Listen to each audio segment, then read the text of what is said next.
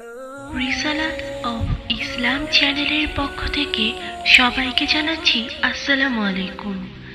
প্রতিটি মুমিন বান্দার জন্যই হাজি এলে আলহামদুলিল্লাহ পড়া সুন্নাত। তাই আজকে আমরা জানব হাজি দেওয়ার পরে আলহামদুলিল্লাহ কেন বলতে হয়। হাজি দিলে আমাদের হার্টের কার্যক্রম 2 মিলি সেকেন্ডের জন্য বন্ধ হয়ে যায়। এই সময়ের মধ্যে আমরা মারাও যেতে পারি, কিন্তু আল্লাহর রহমতে তেমনটি ঘটে না।